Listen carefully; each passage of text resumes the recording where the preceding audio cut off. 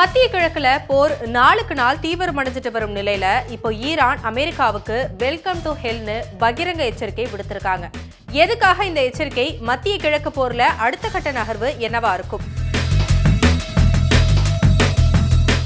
Iran அமெரிக்க Israel கூட்டுப்படைகளுக்கான போர் நாளுக்கு நாள் தீவிரமடைஞ்சிட்டு வருது. முதல்ல வான்வழி தாக்குதலா ஆரம்பிச்சது இந்த போர். அந்த வகையில ரெண்டு தரப்புல இருந்தும் எதிரி நாட்டோட ஏவுகணை தாக்குதலை இடைமறிச்சு அழிச்சு பதில் தாக்குதலும் நடத்திட்டு இருக்காங்க.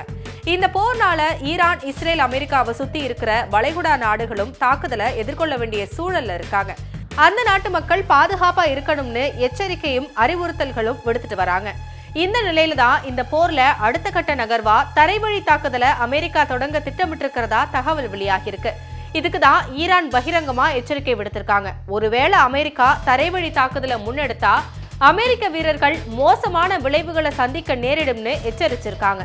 அதோட வெல்கம் டு ஹெல், அதாவது நரகத்திற்கு வருக அப்படின்னு சொல்லி ஈரான் மண்ணில கால் வைக்கிற ஒவ்வொரு அமெரிக்க வீரரும் சவப்பெட்டியில தான் திரும்பி போவாங்கன்னு அந்த நாட்டோட இங்கிலீஷ் பேப்பரான டெஹ்ரான் டைம்ஸ்ல முதல் பக்கத்துல செய்தி வெளியிட்டிருக்காங்க. சமீபத்தில் வெளியான தகவல் படி அமெரிக்க அதிபர் ட்ரம்ப் கூடுதலா 10,000 வீரர்களை மத்திய கிழக்குக்கு அனுப்ப திட்டமிட்டிருக்கிறதா அமெரிக்க ஊடகங்கள்ல தகவல் வெளியாச்சு. ஏற்கனவே ஆயிரக்கணக்கான வீரர்கள் பாராசூட்ல பறந்தும் கடற்படை வீரர்களும் அனுப்பப்பட்டு போர் நடந்துட்டு வர சூழல்ல அவங்களோட இந்த கூடுதல் படை வீரர்களும் இணைவாங்கன்னு சொல்லப்படுது. இந்த தகவலுக்கு தான் ஈரான் இப்படி பகிரங்க எச்சரிக்கை விடுத்திருக்காங்க. ஈரான் சரணடையணும்னு அமெரிக்காவும் தாய் நாட்டை என்னைக்குமே விட்டு கொடுக்க மாட்டோம்னு ஈரானும் மாறி மாறி இந்த போர்ல தீவிரம் காட்டிட்டு வர்றது குறிப்பிடத்தக்கது.